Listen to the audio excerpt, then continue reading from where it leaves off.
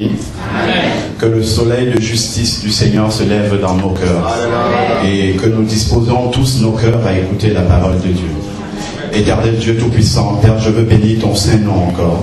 Je veux te rendre grâce, Seigneur, pour cette occasion, pour ce privilège que tu nous donnes, Seigneur, de pouvoir venir dans ta sainte présence, Seigneur.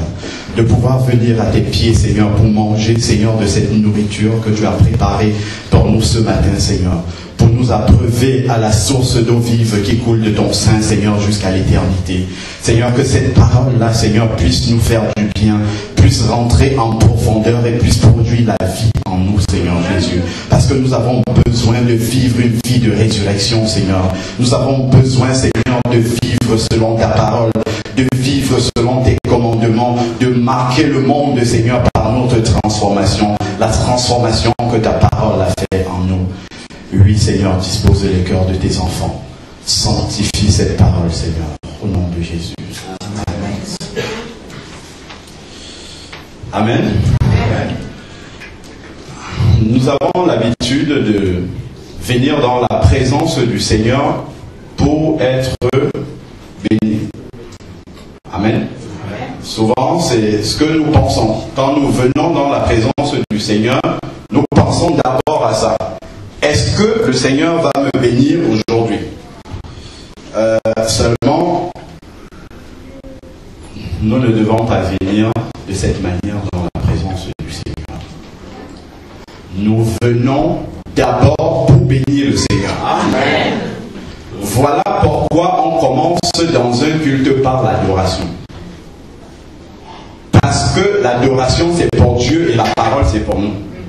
On commence par l'adoration, on commence par bénir le Seigneur. Donc il faut que l'on comprenne réellement ça, que ça soit une réalité dans notre vie. Amen.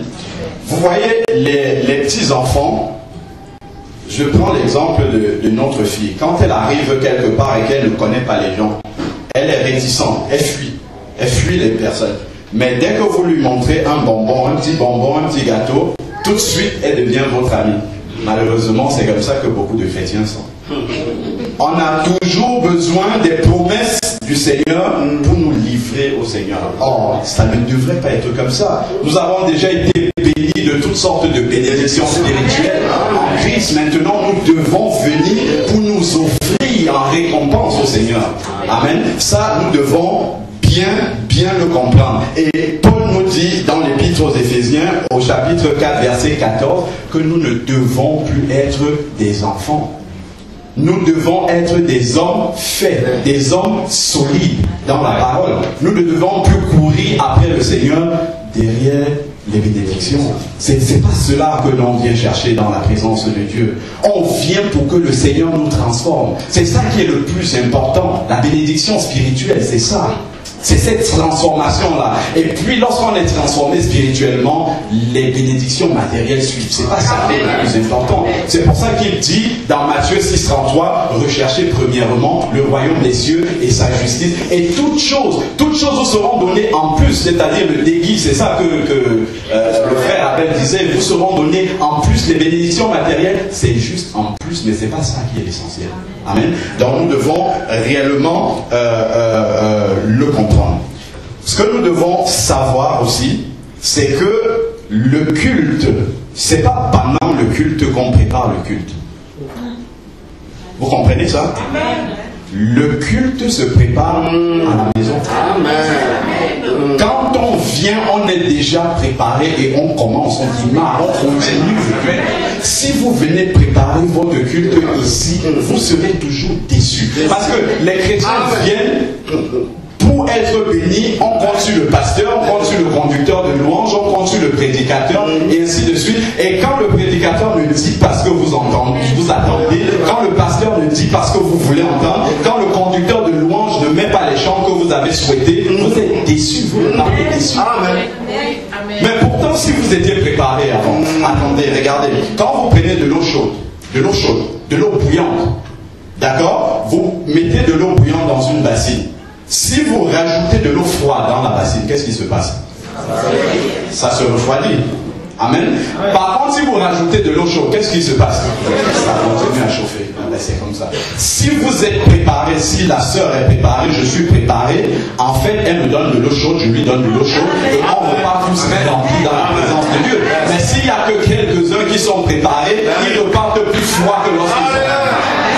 Et ça, on doit vraiment, on doit le comprendre. On est passé de 2011 à 2012. Le frère a dit qu'on doit passer de l'autre bord. On doit vraiment comprendre ces choses-là. On doit grandir dans le Seigneur. On ne doit plus rester des bébés. Il faut que d'une année à l'autre, on sente le changement. Qu'on sente qu'on se rapproche de plus en plus du Seigneur.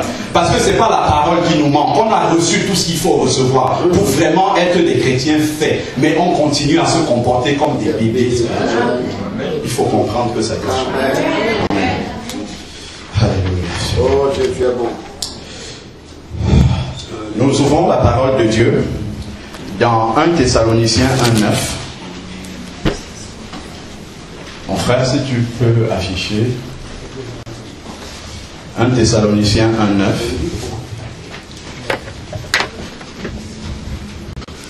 Ici, les Thessaloniciens étaient des chrétiens de qui on rendait un très bon témoignage. Paul a été chez les Thessaloniciens juste pendant 3 semaines. Il a dû repartir rapidement à cause de la persécution. Mais les Thessaloniciens se sont vraiment bien convertis, comme on le dit. Amen. Alors, 1 Thessaloniciens 1,9. On raconte à votre sujet quel accès nous avons eu auprès de vous et comment vous vous êtes convertis à Dieu en vous détournant de vos idoles pour faire quoi? Servir le Dieu vivant. Pour servir le Dieu vivant et vrai. Voilà pourquoi on se convertit au Seigneur. Pour servir le Dieu vivant et vrai. Voilà le but de la conversion. Il faut que l'on comprenne. Si je reste les mains croisées, je ne sers pas le Dieu vivant et je n'ai pas compris pourquoi est-ce que je me suis converti. Alors aujourd'hui, nous allons méditer ensemble sur l'esprit de service que l'on reçoit lorsqu'on se convertit. Ça, il faut le comprendre. L'esprit de service que l'on reçoit lorsqu'on se convertit. Avant de méditer sur l'esprit de service, parce qu'on va voir l'esprit de service non pas selon les hommes, mais selon Dieu. Amen. Et avant de commencer, il faut que l'on comprenne ce qu'est la vraie grandeur pour Dieu. On peut le noter comme première partie.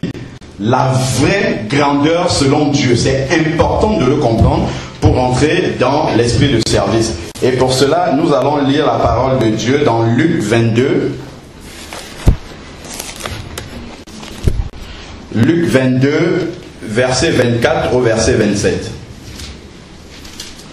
Ici, il s'agit d'une discussion entre les disciples de Jésus pour savoir qui devait être le plus grand.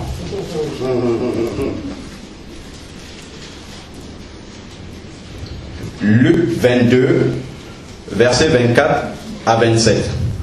Il s'éleva aussi parmi eux une contestation, lequel d'entre eux devait être estimé le plus grand.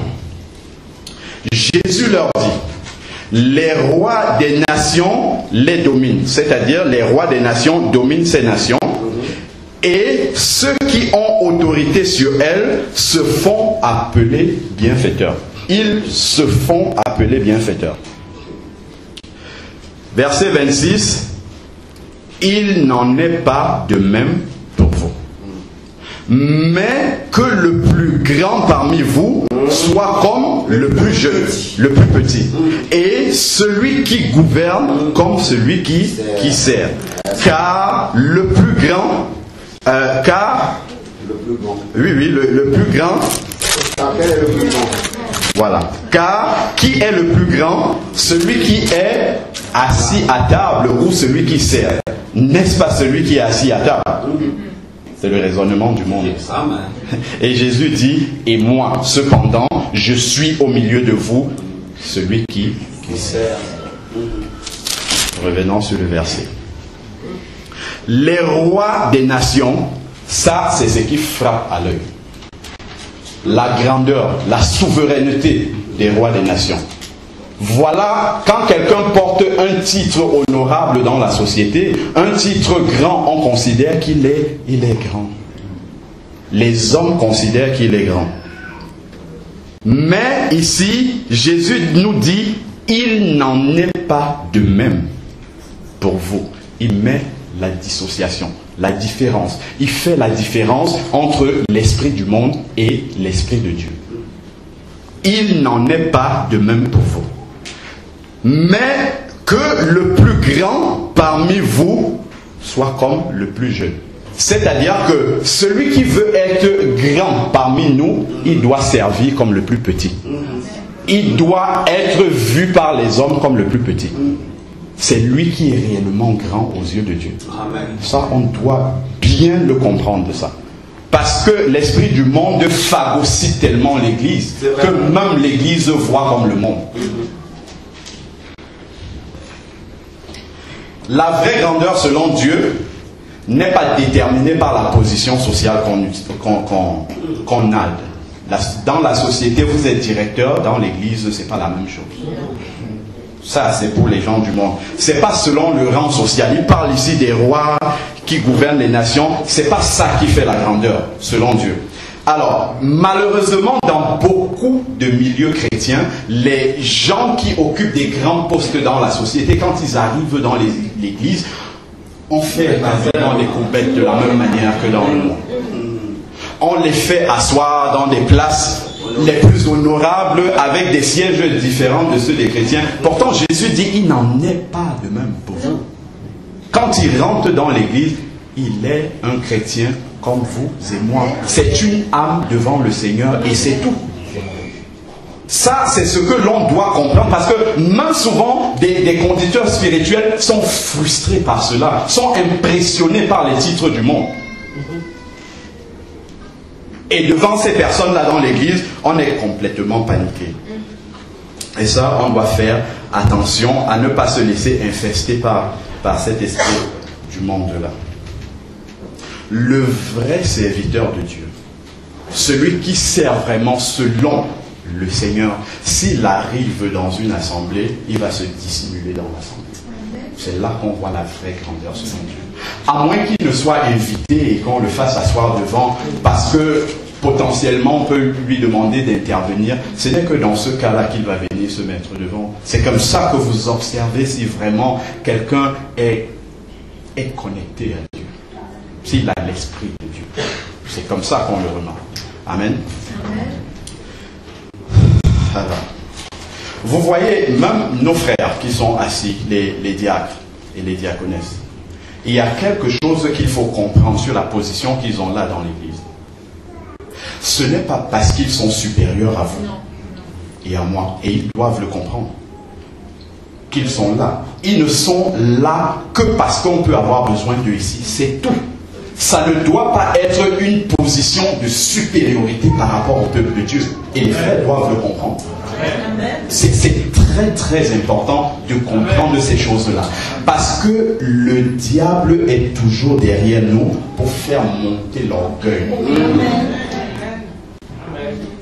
Et ça, il faut prier d'ailleurs pour tous ceux qui sont ici, de ce côté-ci, pour que cet orgueil-là ne monte pas, qu'il n'y ait aucune trace d'orgueil dans le cœur. Parce que le fait d'être ici devant, on peut penser que ça nous donne une certaine supériorité devant Dieu par rapport aux autres. Pas du tout.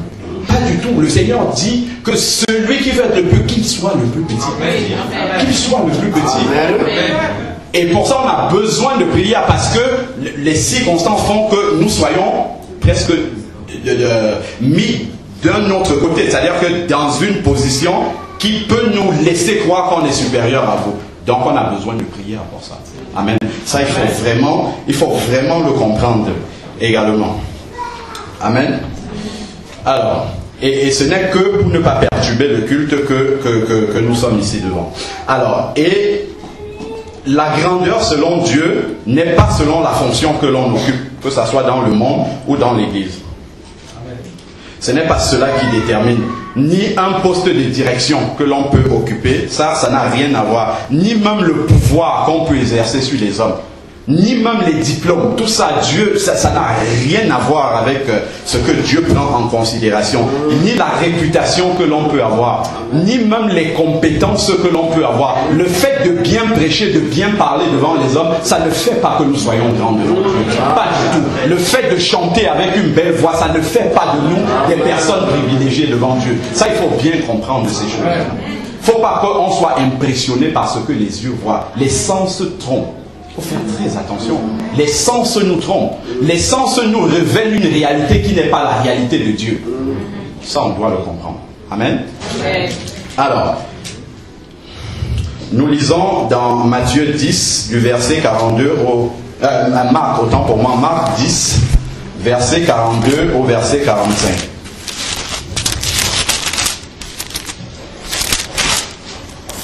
Marc 10, verset 42 au verset 45.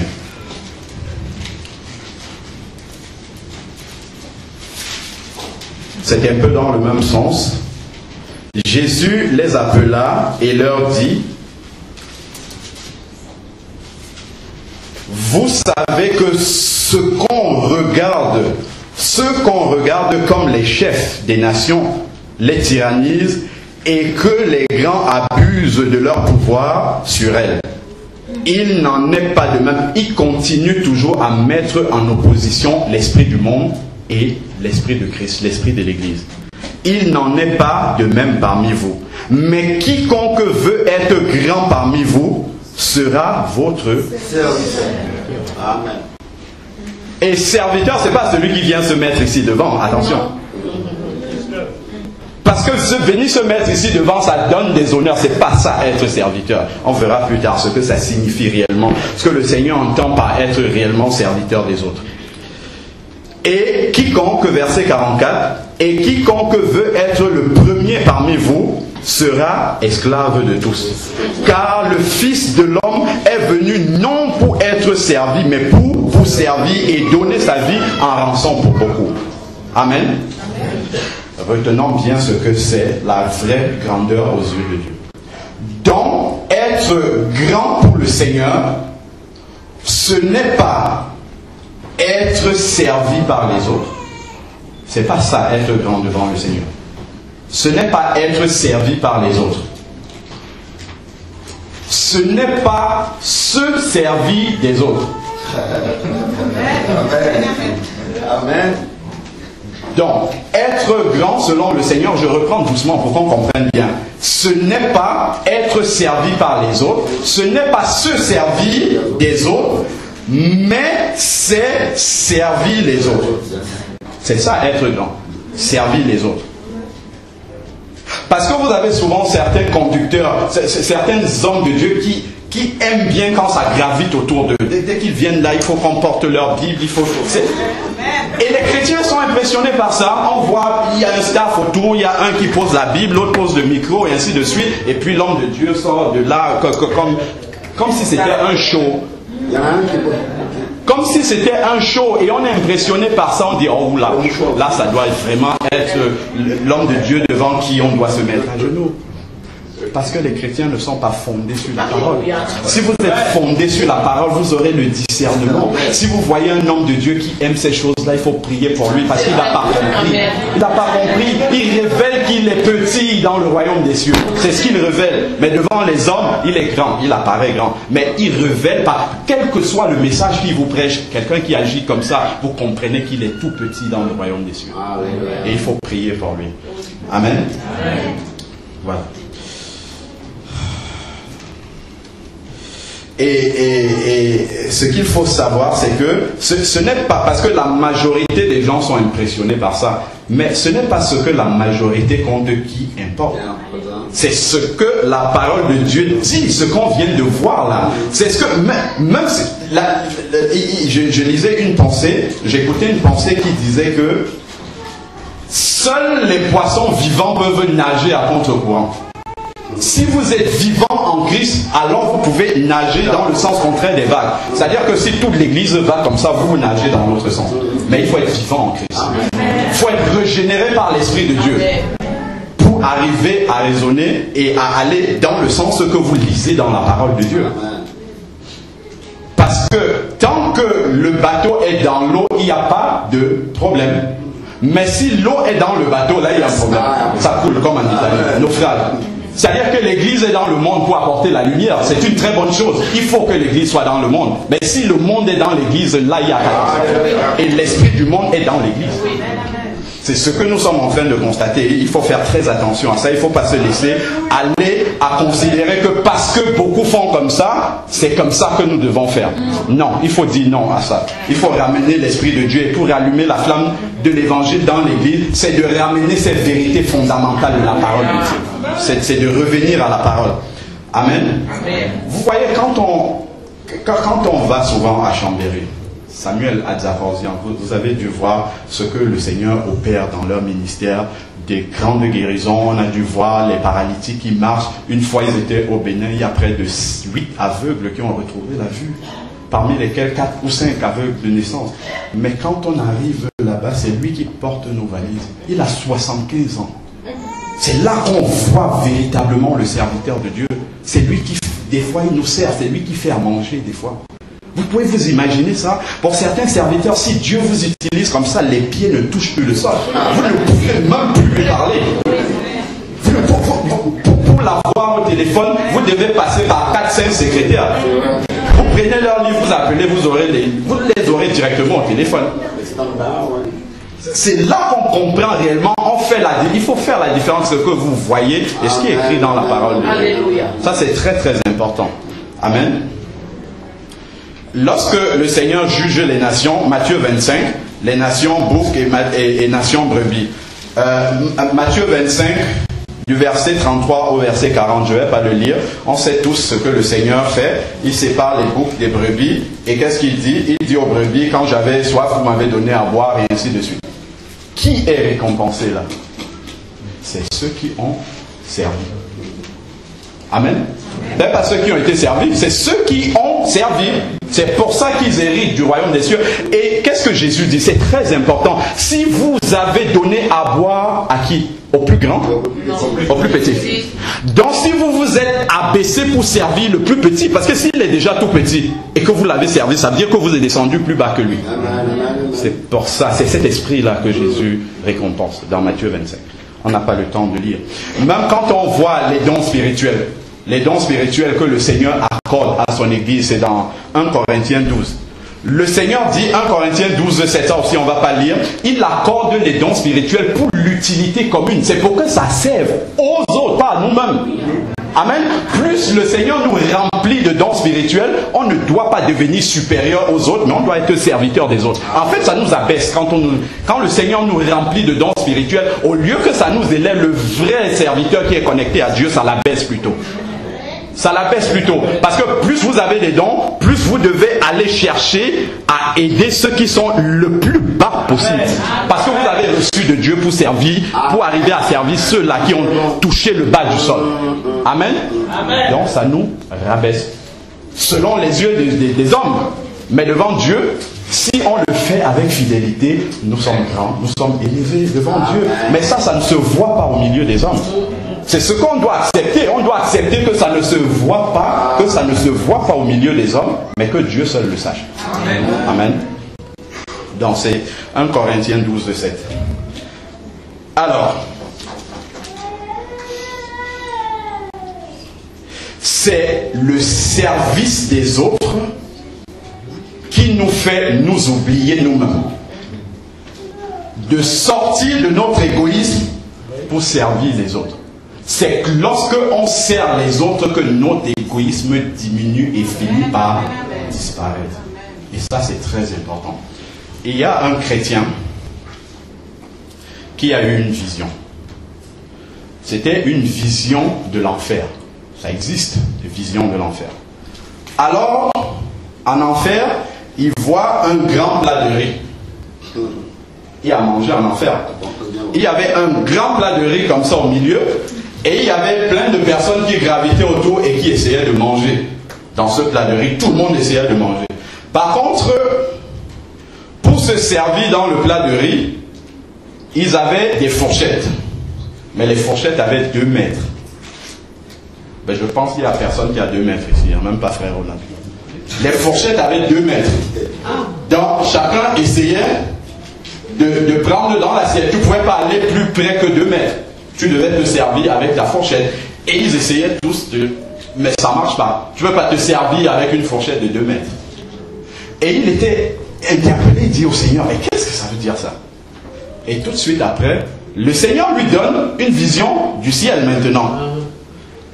La même situation au ciel. Il voit un grand plat de riz avec des personnes qui avaient des fourchettes de 2 mètres aussi et qui devaient se servir dans le plat de riz. Mais seulement la situation était différente au ciel.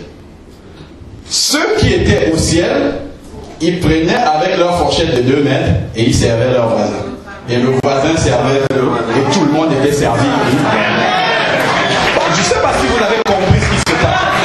En enfer, les gens sont égoïstes, chacun veut prendre pour lui-même. Mais au ciel, je pense d'abord à mon voisin, il pense à moi et tout le monde finit par manger. C'est ça qu'on doit comprendre dans l'église. Si moi je pense à la sœur, elle prie pour moi, je prie pour elle, on aura prié pour tout le monde. Je viens pour bénir la sœur, elle vient pour me bénir, tout le monde sera béni à la fin. Et on n'a pas besoin de crier Seigneur, bénis-moi, moi maintenant. On n'a pas besoin de ça. Amen. On doit vraiment comprendre ces choses-là en profondeur pour passer à l'autre bord, passer dans une nouvelle dimension avec le Seigneur.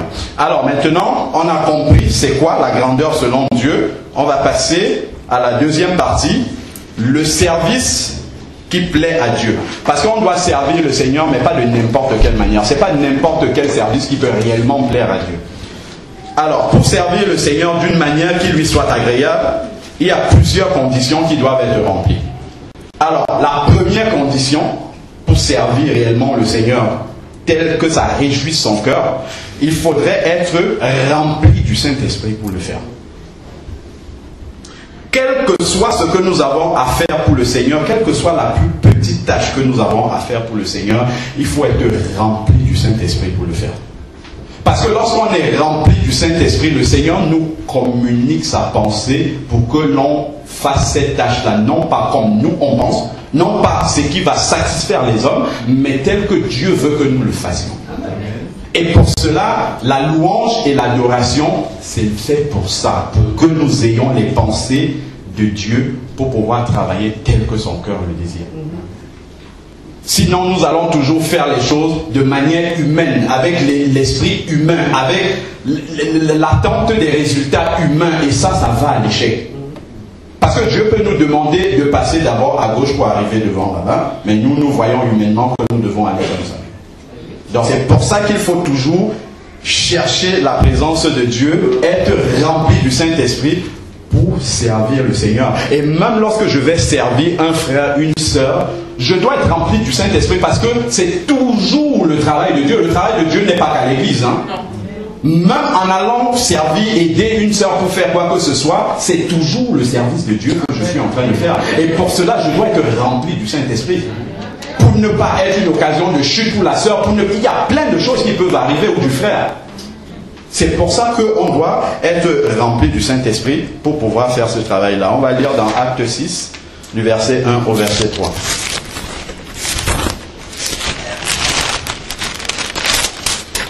Acte 6, verset 1 à 3.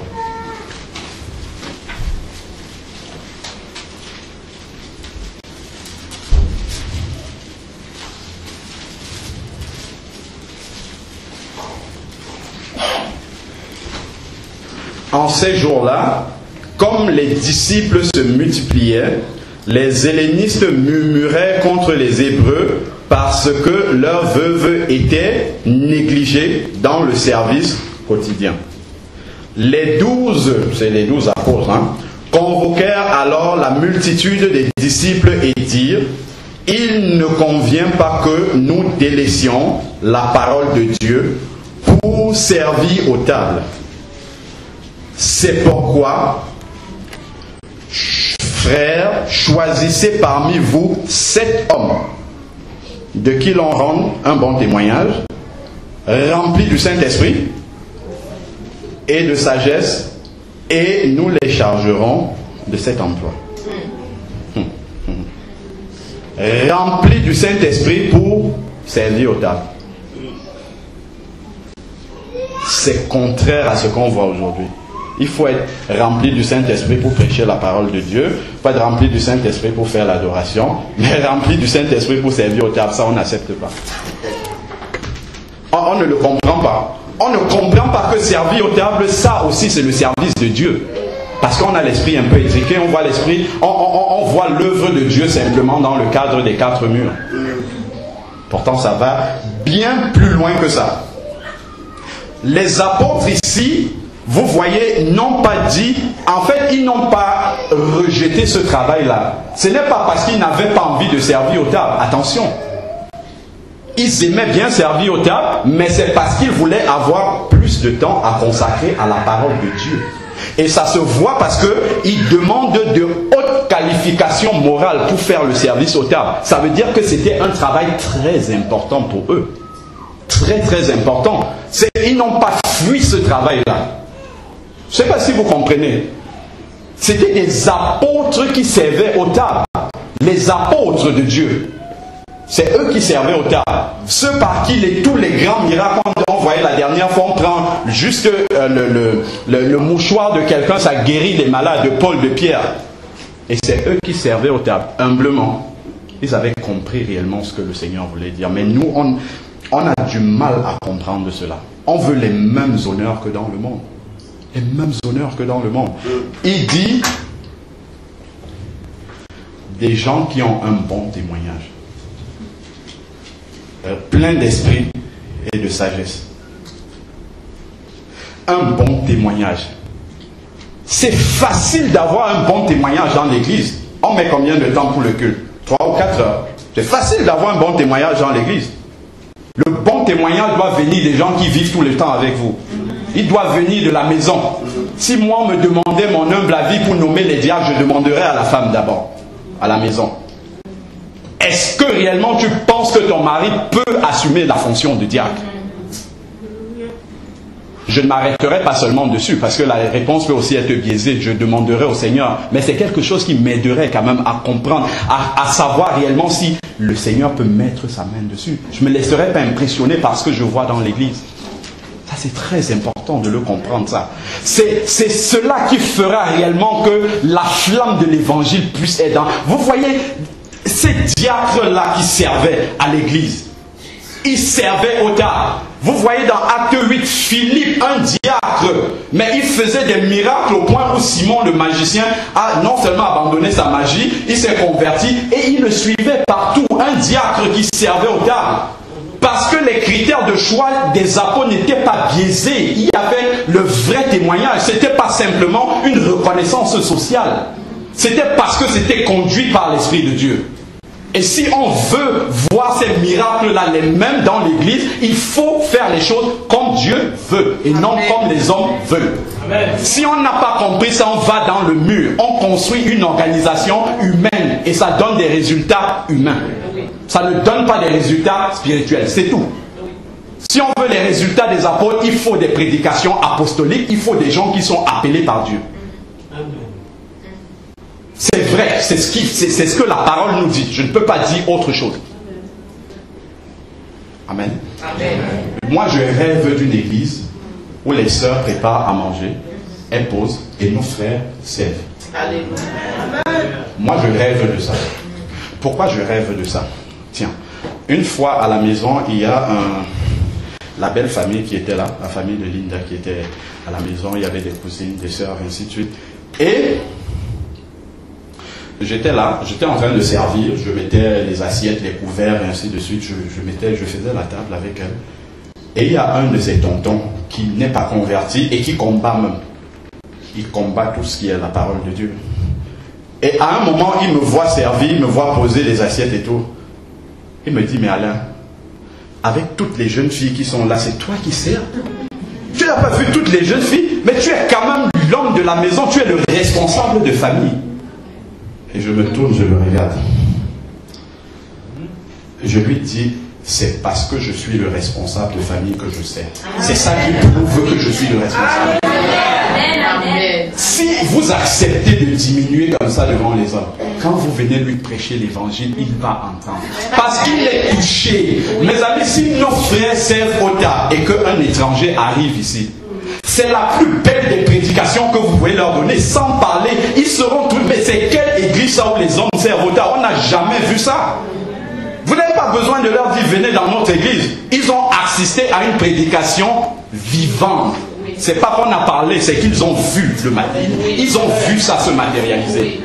C'est ce que le monde a besoin de voir dans l'église. Le monde n'a pas besoin de voir ce qu'il y a déjà dans le monde. C'est-à-dire que les rois sont toujours les rois, les plus petits sont toujours les plus petits à la tienne. Ils ont besoin d'une autre image. Et c'est ça qui va réellement convertir les gens. C'est ça dont le monde a besoin. Quand on dit les chrétiens sont la lumière du monde, c'est ça cette lumière. La lumière doit être différente des ténèbres. Si la lumière est comme les ténèbres, il n'y a plus de lumière, il n'y a plus de ténèbres. Il faut que la lumière soit différente des ténèbres.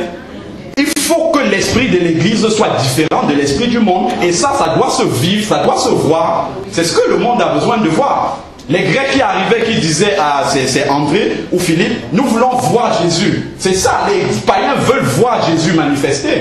Ils ne veulent pas qu'on dise simplement ah Dieu est bon, il nous a changé, ainsi de suite. On arrive dans l'église, on voit la même chose que ce qui se passe dans le monde. Mais on ne va pas convertir les gens comme ça. Pas du tout. Si on accepte de diminuer, on va voir l'impact. Parce que les apôtres avaient accepté de servir au tard, de se rabaisser. Ils faisaient des miracles, mais après ça, ils viennent, ils servent les gens au tard. Et après, ils ont voulu se concentrer sur la parole. Amen. Alors, ensuite, on va avancer. Deuxième chose. Deuxième condition qui doit être remplie pour que l'on fasse vraiment le service selon le Seigneur, c'est avoir des motivations saines quand on vient servir pour le Seigneur. Il faut que nos motivations, ce qui nous amène à servir, il faut que ça soit pur. Il faut que ça soit inspiré de Dieu. Et on va comprendre ce que ça signifie. Déjà, nous ne devons pas servir par intérêt. Je peux me mettre au service ici simplement pour avoir la faveur du pasteur. Pour que le pasteur voit que je bouge partout. Mais à quoi sert la faveur du pasteur? À rien du tout. C'est ça qui est ma récompense. Et devant Dieu, je n'ai aucune récompense. Je vais dire, Seigneur, j'ai servi pour toi dans l'église. Mais en fait, j'ai déjà eu ma récompense parce que les hommes m'apprécient. Oui. Si les hommes m'apprécient déjà, Dieu n'a plus besoin de rajouter quelque chose par-dessus. J'ai déjà ma récompense. Ça, il faut vraiment le comprendre. Alors, on lit dans Philippiens 2, 4. Je pense qu'on avait lu cette partie-là lorsqu'on voyait rallumer la flamme de l'évangile dans l'église. Alors, Philippiens 2, 4.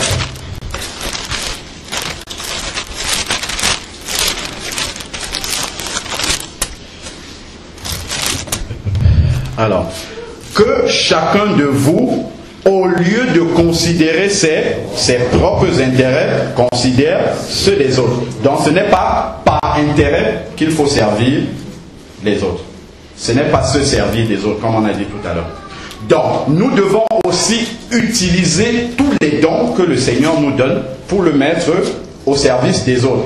Donc si je demande au Seigneur de me bénir, ce que je dois avoir dans ma tête, comprenez bien ça. Si je demande au Seigneur de me bénir, ce que je dois avoir en priorité, c'est d'être une bénédiction pour les autres. Je dois être un canal. Quelqu'un par qui ça passe, non la destination. Si vous voulez être la destination, vous serez toujours déçu. Et plus vous voulez être un canal, plus le Seigneur va remplir pour que vous envoyez comme ça.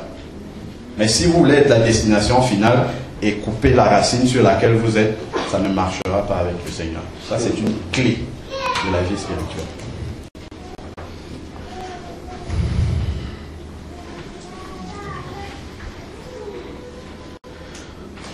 Donc, nous devons être motivés par la satisfaction des intérêts du Seigneur d'abord et des intérêts de nos frères. Je vous donne le passage, on le lit dans Philippiens 2, 21. Bon, je ne vais pas prendre le temps de le lire pour gagner un peu de temps. Et pour être en bénédiction aux autres, vous pouvez noter 1 Pierre 4, 10. Vous lirez à la maison. Et le Seigneur nous donne un bel exemple parce qu'il n'a pas été à la croix pour ses propres péchés, il était sans péché. Il est allé à la croix pour vos péchés et pour mes péchés. Et c'est le meilleur exemple que nous ayons de la part du Seigneur. Donc nous devons servir les autres uniquement par amour. C'est tout. Il ne doit avoir rien d'autre derrière que de l'amour fraternel. C'est tout. Je ne dois pas espérer quelque chose en retour. Pas du tout. Parce que le Seigneur m'a tant aimé et qu'il m'a pardonné mes péchés, j'aime les autres en retour. C'est tout. C'est tout ce que je dois avoir dans le cœur. Si j'ai autre chose, je dois demander au Seigneur de m'enlever ce levain mauvais que j'ai en moi. Et le Seigneur est capable de le faire si on le veut. Il faut juste le vouloir. Mais si on ne le veut pas, le Seigneur ne force personne. Il ne force personne. Il faut vouloir. Il faut dire, Seigneur, je veux. Déjà, la première étape, quand on se convertit, c'est quoi? C'est reconnaître qu'on est pécheur. Donc il faut reconnaître qu'on a ce levain-là en nous.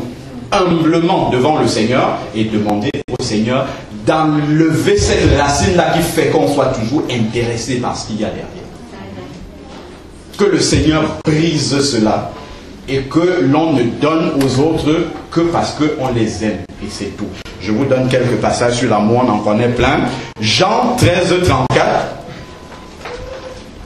Jean 13, 34. 1 Jean 3, 14. 1 Jean 3, 14. 1 Jean 4, 7 à 8. Jean 13, 34. 1 Jean 3, 14. 1 Jean 4, 7 à 8. Donc, nous ne devons pas servir, même pour nous attirer la sympathie des hommes. Ça veut dire que nous sommes encore dans l'intérêt. On ne doit pas servir pour que les gens nous voient bien. Ce n'est pas ça qui est important. C'est que Dieu soit content, qu'il se réjouisse du service qu'on rend aux autres. C'est tout. C'est tout ce qui doit nous intéresser. Amen. Alors, donc, on va lire 1 Thessaloniciens 2. 1 Thessaloniciens 2, du verset 5 au verset 6.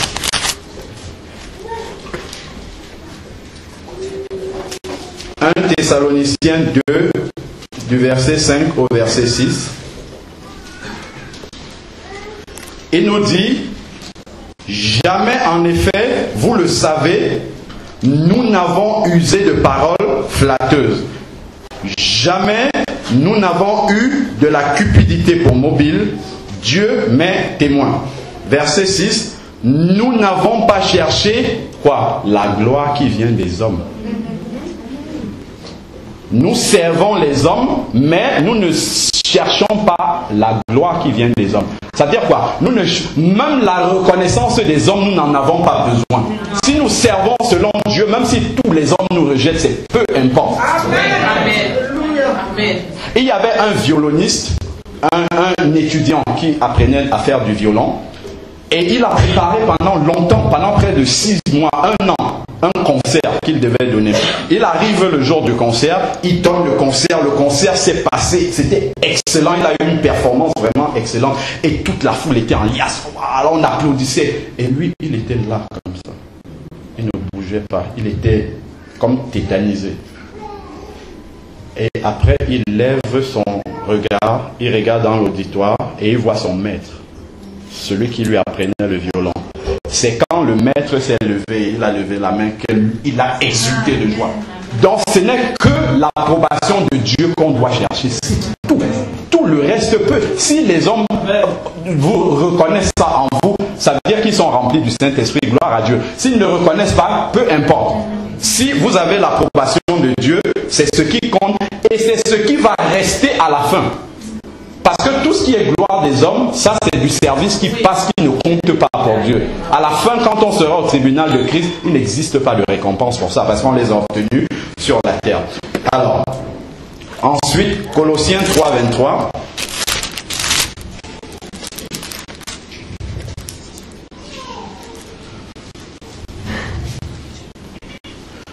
Colossiens 3, 23. Tout ce que vous faites, faites-le de toute votre âme, comme pour le Seigneur. Tout ce que vous faites, faites-le de toute votre âme, comme pour pour le Seigneur et non pour des hommes. Imaginez-vous un peu, mes sœurs, que le Seigneur vous apparaisse et qu'il vous dise, ce soir je mange chez vous. Ce soir je mange chez vous. Comment est-ce que vous allez préparer ce repas-là? Vous allez sûrement changer le menu, mais ce n'est pas ce qui importe. La disposition du cœur avec laquelle vous allez faire ce repas-là, elle sera sûrement différente de tous les jours. Le Seigneur veut nous dire dans ce verset que dès aujourd'hui, faites comme si c'est lui qui mange chez vous ce soir.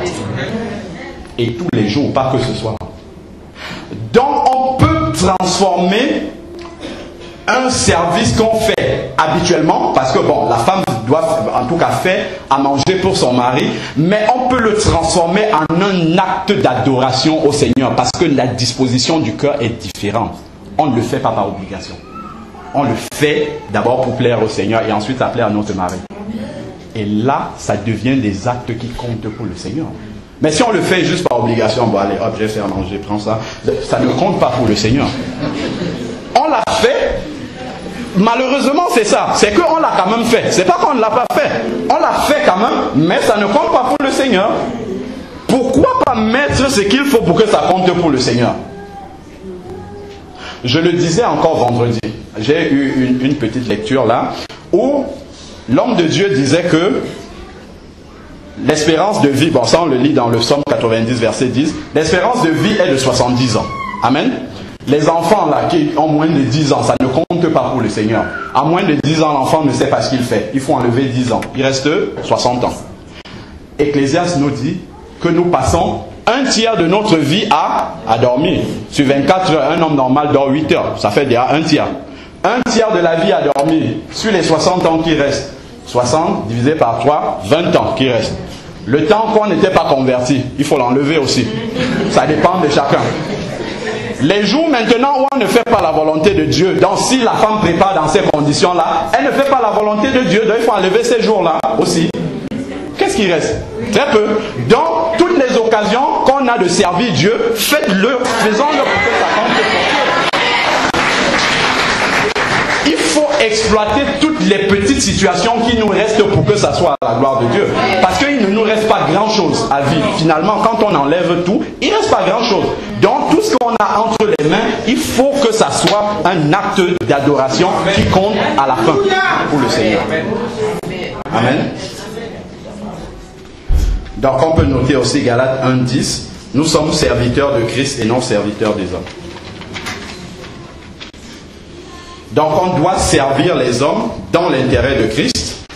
Et lorsque les motivations de notre service sont saines, alors là, on peut avoir l'approbation de Dieu.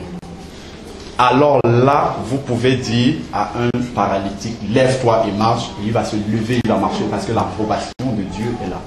L'approbation de Dieu est sur vous. Vous allez dire 2 mots à quelqu'un, il sera touché parce que la puissance du Saint-Esprit est là. Parce que vous vivez ce que vous dites. Si vous prêchez ce que vous avez lu et que vous ne le vivez, c'est différent. On ne peut pas faire un miracle, il n'y a pas de mystère. Tu ne peux être convaincant que de ce que tu pratiques et que tu vis. Sinon, c'est une cymbale qui résonne. Amen. Amen. Alors, ensuite, une autre, et je crois que c'est la plus grande d'ailleurs, des conditions pour que le service soit vraiment à la gloire de Dieu, c'est qu'il faut servir avec humilité. Et la définition biblique de l'humilité, nous l'avons dans Philippiens, on disait tout à l'heure, dans Philippiens 2 au verset 3. Philippiens 2 verset 3 nous dit: ne faites rien par rivalité ou par vaine gloire, mais dans l'humilité. Voici la définition.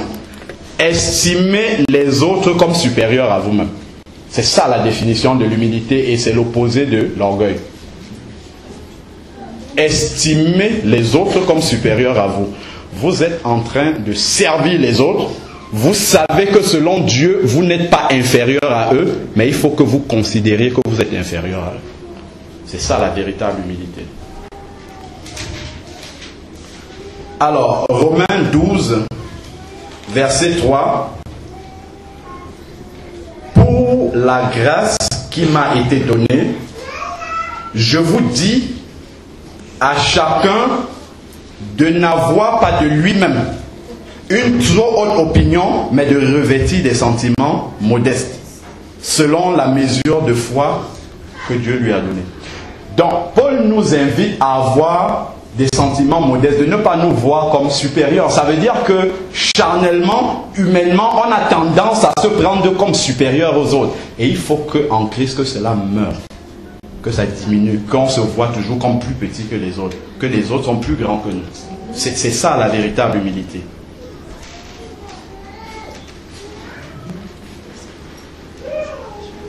Et souvent, quand on veut se comparer, on va toujours prendre quelqu'un de qui on pense qu'il est inférieur à nous. Et comme ça, ça va nourrir l'orgueil. On va dire, bon, celui-là, il pêche plus que moi, donc je suis mieux, et c'est bien. Ça, c'est pour soulager la conscience. Mais l'exemple, c'est Jésus. Et quand on regarde à Jésus, on comprend qu'on est tout petit, vraiment rien du tout. Et c'est bien pour constater et pour réaliser vraiment qu'on doit être très humble. Et j'ai quelque chose qu'on doit remarquer dans la Bible. Au début du ministère de Paul, Paul nous donne aussi un très bon exemple de l'humilité. Au début du ministère de Paul, on le lit dans 1 Corinthiens 15, 9. 1 Corinthiens 15, 9, Paul nous dit au début de son ministère qu'il est le moindre des apôtres. Donc, il se compare aux apôtres et il dit, parmi les apôtres, je suis le plus petit. L'épître aux Corinthiens a été écrit entre l'an 55 et l'an 56. Peu de temps après, Paul va écrire l'épître aux Éphésiens, c'est-à-dire en l'an 62, donc peu de temps après. Et dans Éphésiens 3:8, il nous dit maintenant qu'il est le moindre des saints. Il ne se compare plus à un apôtre. Il redescend maintenant au niveau de tous les chrétiens. Et il dit, parmi tous les chrétiens, je suis le plus petit. Vous voyez, plus il grandit dans le ministère, plus les dons se manifestent, plus le Seigneur lui accorde sa grâce, plus lui dans sa tête, il se diminue au fur et à mesure. Vous constatez, je suis le moins des apôtres. Les apôtres sont quand même des personnes considérées. Après, quelques années après, alors que la grâce de Dieu croit, lui dit maintenant qu'il est le moins des saints de tous les chrétiens. Et ensuite, épître à Timothée, qui a été écrit en l'an 65. C'est à la fin de la vie de Paul. Et là, Paul dit, je suis le premier des pécheurs. Plus la grâce de Dieu grandit, plus il se considère petit. Petit. Jean-Baptiste, de la même manière, disait, plus son ministère grandissait, et plus lui disait, il faut que moi on a lu tout à l'heure, on a chanté tout à l'heure, il faut que je diminue pour que lui croisse. C'est ça, plus la grâce de Dieu grandit en vous et sur vous, plus vous devez devenir tout petit.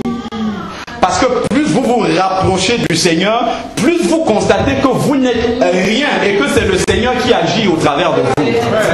C'est ça qui nous montre vraiment qu'on est proche du Seigneur. Parce que plus on s'approche de lui, plus il nous montre vraiment qui on est. C'est-à-dire qu'on est tout petit.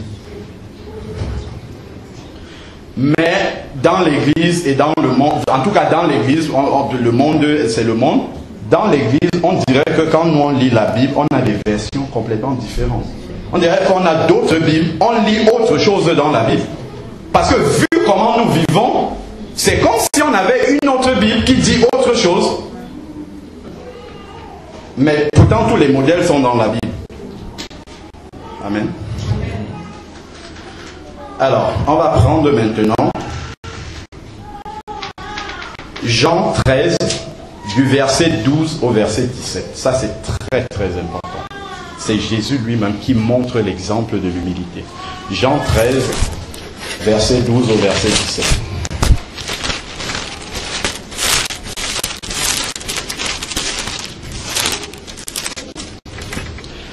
Alors, Jean 13, verset 12. Après avoir lavé les pieds et avoir repris ses vêtements, il se mit à table et leur dit: comprenez-vous ce que j'ai fait? Comprenez-vous ce que je vous ai fait? Aujourd'hui, le Seigneur peut demander aussi à l'Église: est-ce que vous avez compris ce que j'ai fait ce jour-là? Comprenez-vous ce que je vous ai fait? Verset 13. Vous m'appelez le Maître et le Seigneur, et vous dites bien, car je le suis. Si donc je vous ai lavé les pieds, moi, le Seigneur et le Maître, vous aussi, vous devez vous laver les pieds les uns les autres. Car je vous ai donné un exemple afin que vous aussi vous fassiez comme moi. Il ne l'a pas fait juste pour montrer, pour faire une démonstration. Afin que vous aussi vous fassiez comme moi. Verset 16. En vérité, je vous le dis, le serviteur n'est pas plus grand que son maître. Ni l'apôtre plus grand que celui qui l'a envoyé. Si vous savez cela, vous êtes heureux.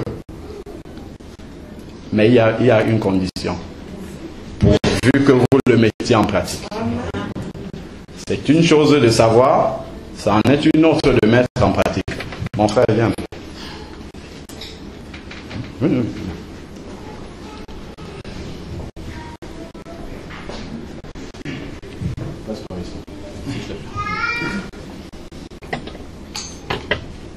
Regardez bien.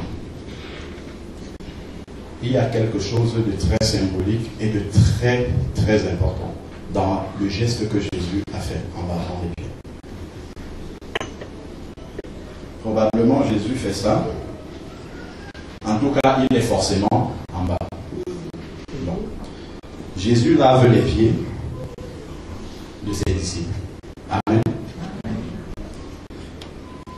À cette époque-là, on marchait en sandales. Et ils marchaient beaucoup. Donc ils avaient sûrement sur les pieds tout ce qui existe comme poussière et on ne sait pas quoi. Mais Jésus était en train de laver ça.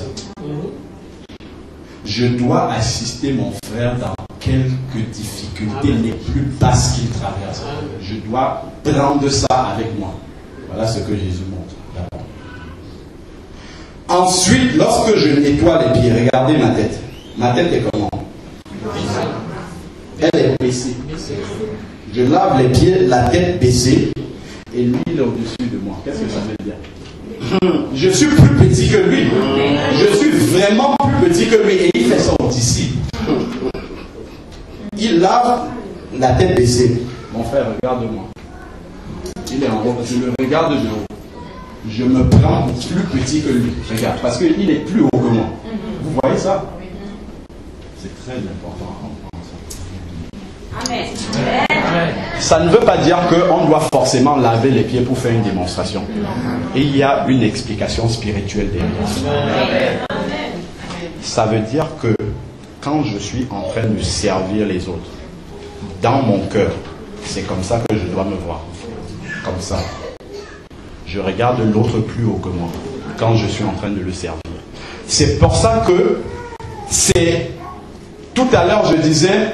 Être par exemple prédicateur, je suis ici, vous taisez, vous m'écoutez, ça me met en position d'autorité sur vous. Mais le Seigneur me demande de vous servir avec ce cœur-là. Ça veut dire que c'est pour ça qu'il dit les prédicateurs seront jugés plus durement, parce que c'est plus difficile d'être dans cette position-là, mais de vous servir de cette manière-là, en vous regardant plus haut. Alors que humainement, je suis en position d'autorité sur vous. Je ne sais pas si vous comprenez. Amen. C'est très très difficile. C'est très difficile de prendre une responsabilité pour le Seigneur. Parce qu'il y a des implications spirituelles derrière qui demandent vraiment la grâce de Dieu. C'est pour ça qu'il dit que celui qui rentrera dans le royaume des cieux, il faut qu'il soit né d'esprit. Parce que pour vraiment être en train de le faire et dans son cœur se considérer comme petit, si on n'a pas été régénéré par l'Esprit de Dieu, c'est pas possible de forcer ça humainement. C'est pas possible. Il faut que Dieu mette ça dans votre cœur. C'est pour ça qu'on a besoin de passer par cette nouvelle naissance spirituelle pour que notre esprit, nos pensées soient régénérées et que ce type d'attitude-là puisse couler de source dans notre cœur. Je ne sais pas si on a compris. Amen. Cet acte-là, c'est très très important. C'est vraiment très très important. Amen. Alors... Et au verset 17, on a bien vu. Verset 16, il dit en vérité, en vérité. Quand le Seigneur dit en vérité, ça veut dire que c'est hyper important ce qui va suivre. Et au verset 17, il dit vous êtes heureux si vous le savez, c'est une bonne chose. Ça, on prêche ça partout, tout le monde le sait. Que Jésus avait lavé les pieds de ses disciples. Mais qui le pratique? Pas laver les pieds, mais vraiment qui a cette attitude-là en servant les autres? En considérant les autres plus grands que soi. Il y a très peu qui ont compris ça. C'est pour ça qu'il dit, pourvu que vous le mettiez en pratique, ça deviendra une réalité spirituelle, quelque chose de grand, parce que vous le mettez en pratique réellement, de la manière que le Seigneur l'a donné. Le mari est le responsable de la famille. Amen. C'est le Seigneur qui l'a dit. La femme doit être soumise au mari. On avait vu la dernière fois que ça ne veut pas dire que le mari est supérieur à elle. Mais par contre, la femme nous est soumise. Regardez ce que Jésus a fait. Je suis supérieur, je ne suis pas supérieur, mais la femme m'est soumise. Mais je la sers comme ça, en me rabaissant, en la regardant plus. C'est aussi la signification qu'on doit comprendre. Parce que les hommes ont confondu, je suis le responsable de famille, mais le responsable, tu le prouves parce que tu sers. Il y a des choses dans la Bible, on prend ce qui nous intéresse, mais on ne comprend pas réellement. Il y a des réalités spirituelles qui sont très fortes derrière.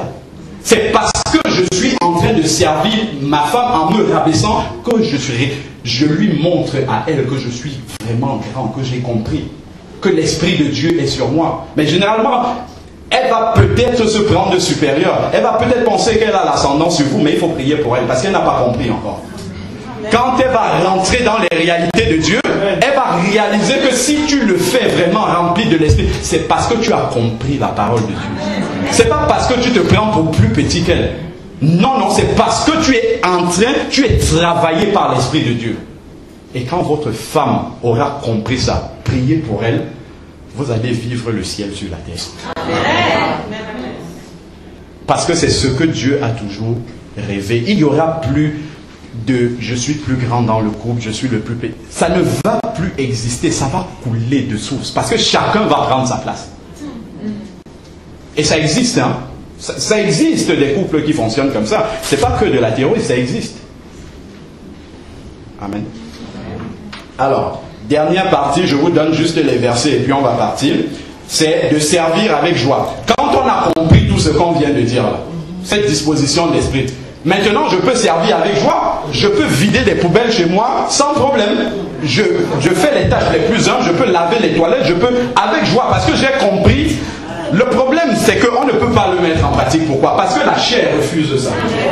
Mais si j'éduque ma chair et je dis à ma chair que c'est parce que je vide les poubelles et je lave les toilettes que je suis grand devant Dieu, c'est fini. La chair comprend ça et elle se soumet. Une fois qu'on a compris le geste de Jésus, c'est bon. On est libéré. Si les hommes à côté voient que vous êtes petit, ça c'est leur problème. Priez pour eux. Mais vous savez que plus vous faites des tâches petites, humbles, plus ça vous rapproche de Dieu. Amen. Donc, alors, là, on peut servir avec joie. Vous pouvez noter Philippiens 2, 17. C'est le service avec joie. Là, on est content de faire ce qu'on fait. Parce qu'on sait qu'on le fait pour le Seigneur. Les avis des hommes ne comptent pas. C'est ça qui décourage. Acte 21, 17.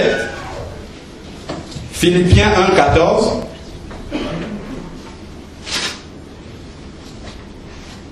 Hébreux 10, 34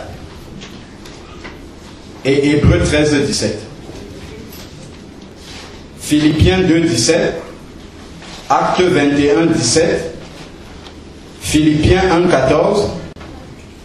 Hébreux 10,34. C'est pour que chacun fasse son marché et comprenne. Selon les passages, Dieu peut vous parler d'une manière ou d'une autre. Et Hébreux 13,17. À ce moment-là, on ne va plus servir en murmurant. Ce n'est plus une corvée. Laver les assiettes, vider la poubelle, ce n'est plus une corvée. On n'a plus besoin de le faire en murmurant. Non. On le fait avec joie. Parce que quand on murmure, ça altère, ça détruit la bonne odeur que notre œuvre peut avoir aux narines de Dieu. Quand on murmure en faisant quelque chose, c'est-à-dire qu'on annule la valeur de cela et ça ne compte plus pour le Seigneur. En conclusion, la chose la plus importante, c'est bien d'entendre des beaux messages. C'est une très bonne chose. Mais Dieu ne nous demande pas la manière dont on nous enseigne un message. Que ça soit dit correctement, que ça soit mal dit, l'essentiel c'est que ça soit dit. Et une fois que c'est dit, ce qui est le plus important, Jacques 1,22, c'est de mettre en pratique. C'est bien quand on écoute et qu'on est d'accord, on dit Amen. Mettre en pratique, c'est ça qui compte le plus pour le Seigneur. Ce n'est même que ça qui compte pour le Seigneur. La seule manière de dire qu'on a vraiment dit Amen à un message, c'est de le mettre en pratique, c'est tout. C'est tout. Sinon, on n'a rien compris et on a dit un Amen qui ne vaut pas la peine d'être dit. Maintenant, je vais vous exhorter. Si après ce message, si vous constatez des changements, que ce soit dans l'église, que ce soit à la maison, que ce soit les sœurs, vos maris, si vous voyez des gens qui commencent à changer, au lieu de critiquer, au lieu de décourager, au lieu de rajouter des fardeaux, au lieu de parler, encouragez-les. Parce que ce n'est pas facile. Le monde apporte des idées. Nous sommes dans le monde, mais nous luttons pour avoir l'Esprit de Dieu. Donc, encouragez les maris, priez pour eux. Ne parlez pas derrière. Encouragez-les. Et puis les maris aussi. Nous, si nos femmes font ce que nous, on aurait dû faire, encourageons-les. Ce n'est que comme ça que la présence de Dieu peut venir dans le couple. Gloire à Dieu. Amen. Seigneur Dieu Tout-Puissant, nous te rendons grâce et nous te bénissons pour cette parole que tu nous as donnée, Seigneur. Seigneur, cette parole est une parole de vie, Seigneur. C'est un enseignement pour nous tous, Seigneur Jésus. Et nous voulons nous couver à tes pieds, Seigneur, pour comprendre vraiment les richesses et les réalités spirituelles.